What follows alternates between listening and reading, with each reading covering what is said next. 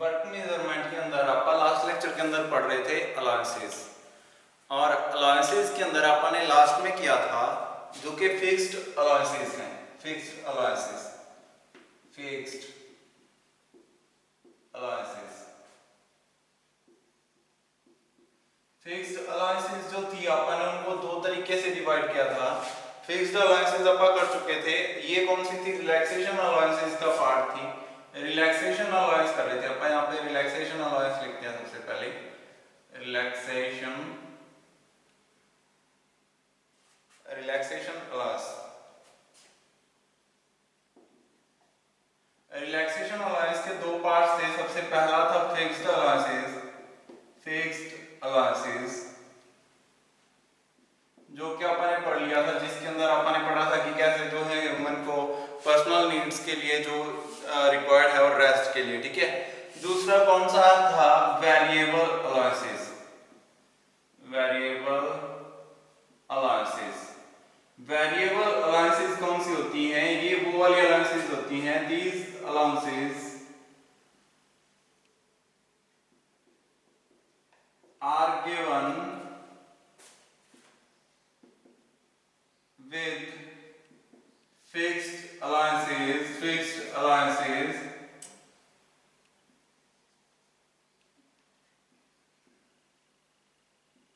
to the workers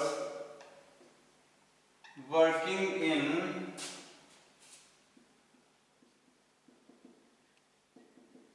tough situations, बहुत ज्यादा hard situations के अंदर, पुअर एनवायरनमेंट के अंदर, poor environment which is unavoidable, ठीक है, जिसको अवॉइड नहीं किया जा सकता, in the conditions that cannot be improved, ठीक है, that cannot be improved। ऐसी कंडीशंस जिसके अंदर बहुत ही पुअर एनवायरनमेंट है, बहुत ही खराब सिचुएशन है, उस कंडीशन में ये वाली वेरिएबल अलाउंस को फिक्स्ड अलाउंस के साथ ऐड कर दिया जाता है ताकि वर्कर्स को थोड़ी सी राहत मिले। मान लो कोई लोहा पिघलाने वाली इंडस्ट्री में काम कर रहा है, यहाँ पे भट्टी चल रही है, वहां पे कुछ निकल रहा है, उसमें से आयरन रॉड्स निकल रही है, उनको एक जगह से दूसरी जगह पे शिफ्ट करना है, वो बहुत ही ज्यादा हीटेड एनवायरनमेंट होती है। उसके अंदर जो वर्कर्स काम करते हैं वो बहुत ही टफ सिचुएशन के अंदर, बहुत ही हार्ड कंडीशंस के अंदर काम कर रहे होते हैं। तो ऐसे अगर वो कंटिन्यू सारा दिन वहां पे काम करते रहेंगे तो वो नहीं काम कर पाएंगे इतनी देर। उनको क्या चाहिए? उनको रेस्ट चाहिए थोड़े थोड़े टाइम बाद। तो वो कौन सी रेस्ट होगी? वो वेरिएबल अलाउंस होगी, वो कभी भी रेस्ट कर सकते हैं उसके, ठीक है। तो वो वेरिएबल अलाउंस वहां पे चाहिए उनको, ठीक है, अदरवाइज वो इतनी टफ सिचुएशन के अंदर काम नहीं कर पाएंगे। भट्टी के अंदर काम करना बिल्कुल बहुत ही ज्यादा हार्ड है, ठीक है, बहुत ही ज्यादा मुश्किल है। तो वेरिएबल अलाउंस कौन सी होती है? जो उन वर्कर्स को दी जाती है जो टफ सिचुएशन के अंदर है, जिनकी एनवायरनमेंट बहुत ही ज्यादा खराब है, जिनको काम करना बहुत ज्यादा मुश्किल है, ठीक है। नेक्स्ट आता है वेरिएबल अलाउंस के बाद इंटरफेरेंस अलाउंस। अब रिलैक्सेशन अलाउंस के बाद दूसरा कौन सा था? पहला था रिलैक्सेशन अलाउंस, दूसरा कौन सा था? इंटरफेरेंस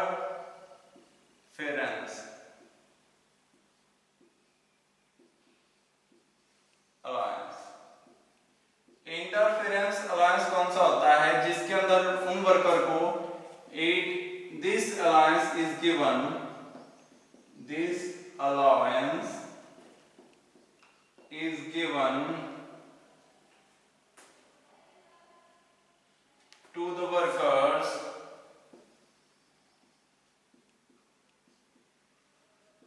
कौन से वर्कर्स को ये अलाउंस दी जाती है? जो कि अब यहाँ पे क्या है, वो एक से ज्यादा जो है मशीनों के ऊपर काम कर रहे हैं, तो उसको अवॉइड करने के लिए कि फॉर द अनअवॉइडेबल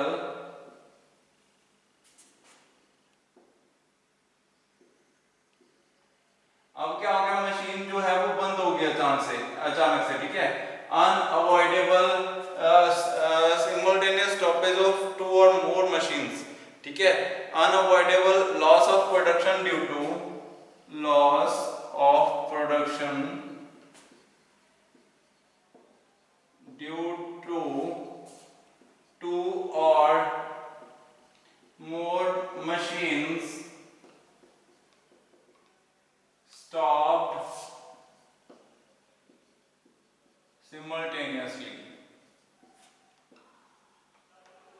ठीक है। अचानक से दो या दो से ज्यादा मशीन जो थी वो खराब होगी, वो बंद हो गई, ठीक है, जिसके कारण क्या हो गया, आपको काम करना वहां पे पॉसिबल नहीं है, ठीक है। तो ऐसी कंडीशंस के अंदर जो प्रोडक्शन लॉस हो रहा है उसके अंदर जो वर्कर को अलाउंस दी जाए कि ऐसा कुछ लॉस हो तो उस कंडीशन में उसको क्या किया जाए, थोड़ा सा जो है टाइम उसके अंदर कैलकुलेट किया जाए। तो उसको अपन क्या कह सकते हैं, इंटरफेरेंस अलाउंस। कोई भी इंटरफेरेंस हो गई जिसके अंदर वो दो या तीन मशीनें चला रहा था, तो उसके कारण क्या होगा, दो या तीन मशीनें जो काम कर रहा था जिन पे, वो बंद पड़ गई, ठीक है। तो वो कौन सी होगी, इंटरफेरेंस अलाउंस होगी, ठीक है। थर्ड जो है वो भी इंपॉर्टेंट है फर्स्ट की तरह, तो वो कौन सी है, कॉन्टिजेंसी अलाउंसेस।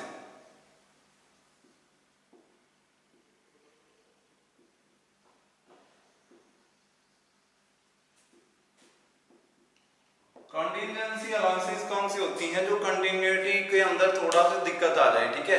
मतलब कि कंटिन्यू जो वर्क चल रहा है, आप टूल चेंज कर रहे हो, ठीक है, कंटिन्यू जो है मशीन वर्क कर रही है, कंटिन्यू जो है प्रोडक्शन लाइन चल रही है, कन्वेयर चल रही है, और आपकी प्रोडक्शन लाइन जो है बढ़िया चल रही है, उसके अंदर कोई दिक्कत आ जाए, ठीक है, उसको बोलते हैं कंटिजेंसी अलाउंस, ठीक है। उस कंडीशन में अगर आप उसको कैलकुलेट नहीं करेंगे तो वो अलाउंस जो है वो कभी आएगी तो वो सारी टाइम कैलकुलेशन को खराब कर देगी, ठीक है।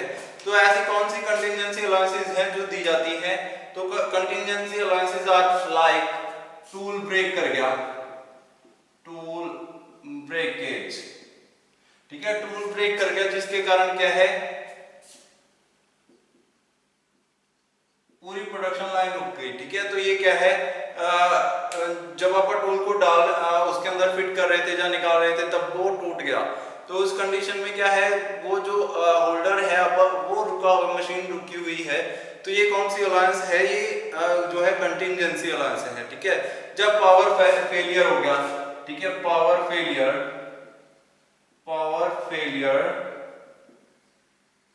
फॉर स्मॉल ड्यूरेशन, थोड़े समय के लिए प्रोडक्शन रुकी ड्यू टू पावर फेलियर, ठीक है। तो ये भी क्या है, एक जो है अलाउंस है जो कि वर्कर्स को मिलती है, ठीक है। उसके बाद क्या है, जो है जरूरी टूल्स लेने के लिए आप जो है प्रोडक्शन छोड़ के कहीं सेंट्रल टूल रूम के अंदर गए हो, ठीक है। तो ये सारी चीजें क्या है, ये जो है ये कंटिजेंसी अलाउंसेस हैं। टूल ब्रेकेज बहुत आम है, बहुत जल्दी हो जाती है, पावर फेलियर बहुत सारे हो जाते हैं, और जब आपको टूल्स की रिक्वायरमेंट होती है तो आपको मशीन छोड़ के जाना पड़ता है। तो ये सारी चीजें कौन सी अलाउंसेस आएंगी, ये कंटिजेंसी अलाउंसेस आएंगी। तो अब आपको क्या पता चला, डिफरेंट टाइप का डाटा मिला आपको, कंटिजेंसी अलाउंसेस जो है अलाउंसेस आपको पता चली कि कौन कौन सी अलाउंसेस होती हैं इन रेगुलर लाइफ, जो कि एक इंडस्ट्री प्रोवाइड करती है टू देयर वर्कर्स, ठीक है। सबसे पहले फटीग हो गया, उनको काम करने में दिक्कत आ रही है, तो उसके लिए वो उसको एनवायरनमेंट को सही करते हैं, ठीक है। उसके लिए वो आपको फटीग से रेस्ट करने के लिए आपको अलायंस देते हैं, थोड़ी देर आप रेस्ट कर सकते हो, ठीक है। तो ये कौन सी है, ये अलायंस है रिलैक्सेशन अलायंस। उसके बाद कौन सी थी, इंटरफेरेंस अलायंस। अगर दो या तीन मशीनें चला रहा है और कोई ब्रेकडाउन आ गया, दोनों तीन मशीनें जो है वो बंद पड़ गई, तो उस कंडीशन में वो वर्कर जो रेस्ट कर रहा है, तो उसको अपन क्या बोलेंगे, वो होएगी इंटरफेरेंस अलाउंस। और कंटिजेंसी अलाउंसेस, अगर वो टूल चेंज कर रहा है, टूल टूट गया, ठीक है, उस कंडीशन में वो टूल लेने जाएगा, तो वो वाली अलाउंस कौन सी होगी, कंटिजेंसी अलाउंस। वो टोटल टाइम में ऐड होती जाएंगी चीजें, ठीक है, क्योंकि वो अब उनको अपन वो नहीं कर सकते, नेग्लेक्ट नहीं किया जा सकता उस टाइम को, और ना ही उसमें कोई काम हो रहा है, तो वो सारी चीजें किसमें कैलकुलेट होंगी, वो अलायंस के अंदर कैलकुलेट होंगी, ठीक है। और नेक्स्ट है computation of standard time.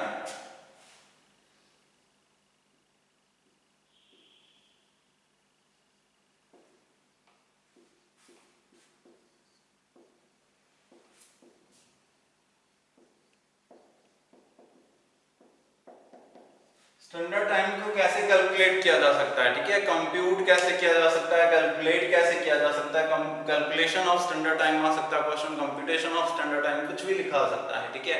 Standard time कैसे बनता है, तो ये आप पहले कर चुके हैं।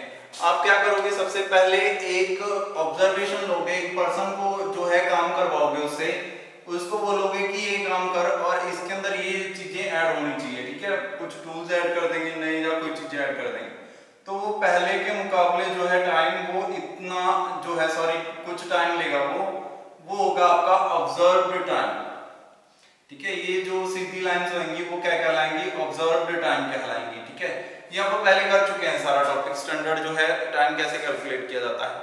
उसके बाद नेक्स्ट आता है स्टैंडर्ड टाइम के अंदर performance rating factor, performance rating factor PRF। ठीक है, ये इसके साथ आप ऐड कर देंगे परफॉर्मेंस रेटिंग फैक्टर। उसके बाद नेक्स्ट क्या था, रिलैक्सेशन अलाउंस, रिलैक्सेशन अलाउंस होगी, पर्सनल अलाउंसेस होगी। ठीक है, जब प्रोसेस अलाउंसेस होगी, इसके बाद प्रोसेस अलाउंसेस अपन ने कैलकुलेट करनी थी। ठीक है, उसको अपन कंटिजेंसी अलाउंसेस भी बोल सकते हैं, जो सारी प्रोसेस अलाउंसेस हैं। ठीक है, उसके बाद अपन दूसरी कैलकुलेट करते हैं, उसको कंटिजेंसी अलाउंसेस के अंदर डालेंगे। नेक्स्ट आ गया relaxation allowance, personal and relaxation allowance, personal and relaxation allowance आ गई यहाँ पे। और उसके बाद लास्ट में क्या रह गया, बस प्रोसेस अलाउंसेस रह गया। प्रोसेस अलाउंसेस को अपन क्या बोलते हैं, कंटिजेंसी। अब यहाँ पे सारी चीजें आ गई। ठीक है, जो आपने पढ़ा था अपन ने, रिलैक्सेशन अलाउंस कौन सी आ गई, ये वाली। ठीक है, पर्सनल और रिलैक्सेशन वाली। ठीक है, और दूसरा कौन सा था, परफॉर्मेंस रेटिंग फैक्टर यहाँ पे आ गया। और तीसरी कौन सी थी आपकी, जो है इंटरफेरेंस। इंटरफेरेंस और जो दोनों जो है वो कंटिजेंसी के अंदर ही आ जाएंगे, इसी के अंदर उसको अपन कैलकुलेट करेंगे। तो कंटिजेंसी अलाउंसेस। ठीक है, तो यहाँ पे ये दो तरीके की अलाउंसेस आएंगी, कौन कौन सी।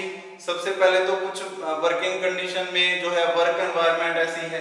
ठीक है, तो contingency allowance due to work और contingency allowances due to unavoidable errors या अनअवॉइडेबल कुछ ना कुछ डिलेज। ठीक है, उसके अंदर आ गई जो। ठीक है, तो यहाँ पे डिलेज वाला कुछ ऐसे लिखते हैं अपन, इसको ऐसे बना देते हैं।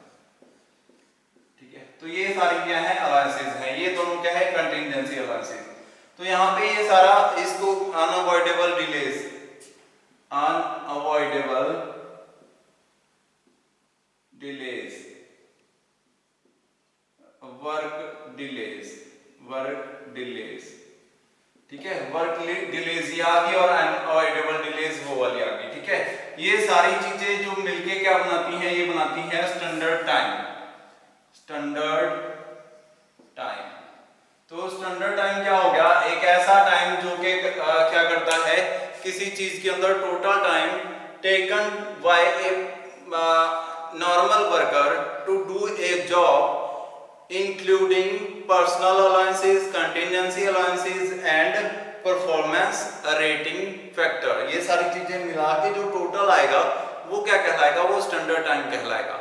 ऑब्जर्व्ड टाइम जो कि एक नॉर्मल पर्सन द्वारा जो काम किया गया, अब एक वर्कर को बिठा दिया मैंने, उसको बोला ये काम करो, उसने इतनी देर में कर दिया वो काम। लेकिन मैंने उसको क्या किया कि अब कुछ वर्कर ऐसे हैं जो वो काम को नहीं कर पाएंगे उतनी देर में, तो उनको क्या किया गया, रेट किया गया कि ये बंदा इतना रेटिंग का है, ये बंदा इतनी रेटिंग का है, ये बंदा इतना अच्छा काम कर पाएगा, ये बंदा इतना अच्छा काम कर पाएगा। तो उसके हिसाब से सबका टाइम कैलकुलेट हो गया। उसके बाद मैंने क्या किया, अब वो बंदे ने तो सिर्फ एक बार काम किया था, अगर वो कंटिन्यू काम करेगा तो उसको क्या चाहिए, रेस्ट। तो रेस्ट के लिए मैंने टाइम दिया उसको। ठीक है, रेस्ट के लिए कितना टाइम दिया अपन ने उसको, 5 टू जो है 5% फॉर 4% सॉरी टोटल टाइम जो कि उसको दिया। 4% फॉर वन वर्क जो है पर्सनल अलाउंस, जो दो तरीके की थी, एक तो फिक्स्ड एक वेरिएबल। ठीक है, तो फिक्स्ड वाला जो था, सॉरी एक फिक्स्ड के अंदर भी आगे पर्सनल और एक रेस्ट। पर्सनल काम के लिए 5% और 4% रेस्ट के लिए 9% फॉर मैन, और वुमेन्स के लिए कितना था, 7% plus 4% 11%, 9% for man and 11% for women. ये वाली अलाउंस चाहिए, personal and rest allowance.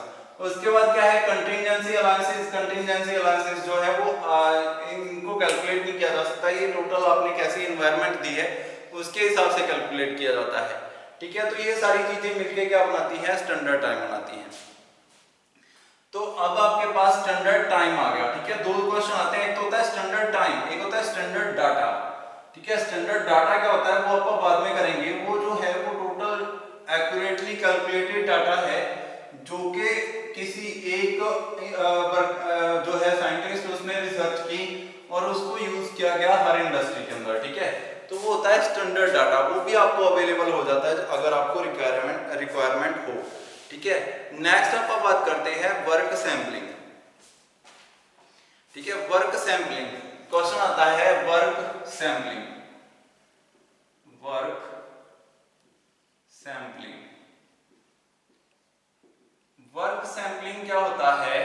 Work को सैंपल करना। ठीक है, वर्क सैंपलिंग मतलब कि वर्क जो है ओरिजिनल काम है उसके अंदर से कुछ सैंपल्स लेना, उसके अंदर कुछ स्टडी करना।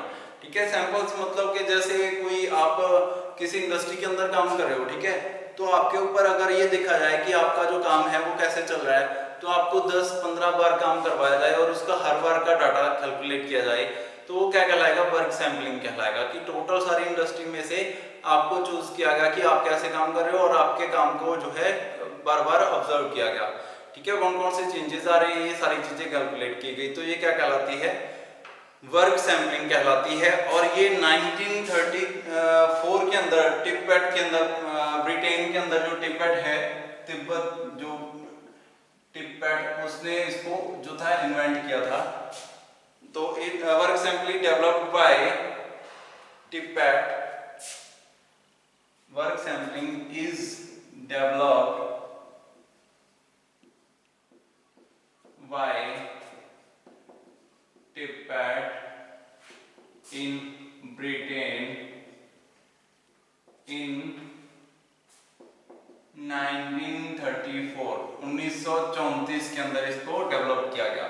ठीक है, वर्क सैंपलिंग को ब्रिटेन ने जो है इसको डेवलप किया था, ब्रिटेन। ठीक है, उसके बाद क्या क्या क्या हुआ, उसने क्या किया, British cotton industry research board के अंदर था ये, जो ब्रिटेन के अंदर ब्रिटिश कॉटन डेवलप इंडस्ट्री के अंदर इसको डेवलप किया गया था, वर्क सैंपलिंग को। तो वर्क सैंपलिंग बेसिकली होता क्या है? सैंपल लेना किसी भी एक पर्टिकुलर जो है काम के अंदर। A technique in which a technique in which a statistically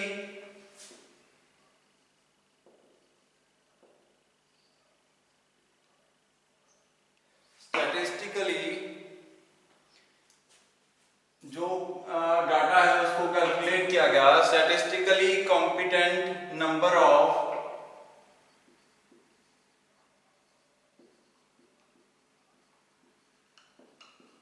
statistically competent number of instantaneous observations are taken.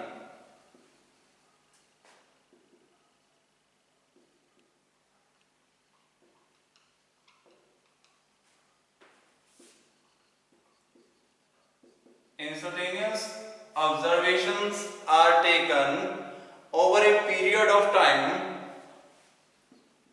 over a period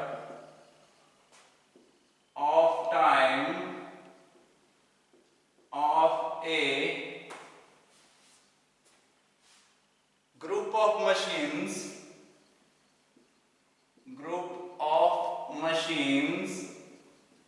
का भी ले सकते हैं आप, या फिर किसका हो सकता है? प्रोसेसेस, प्रोसेस चल रहे हैं, प्रोसेसेस, और मैन का भी काम कैसे कर रहा है, वर्कर कोई भी। ठीक है, तो वर्कर्स और वर्कर्स। ठीक है, ये क्या हो गया? ये आ गया वर्क सैंपलिंग। ठीक है, क्यों करते हैं?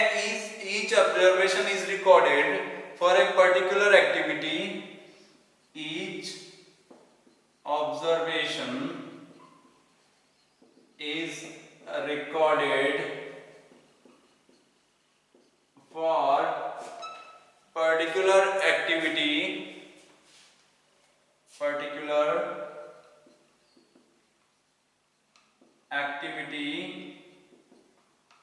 और डिले। डिलेज को कैलकुलेट करने के लिए, एक्टिविटीज को कैलकुलेट करने के लिए आप क्या करते हैं?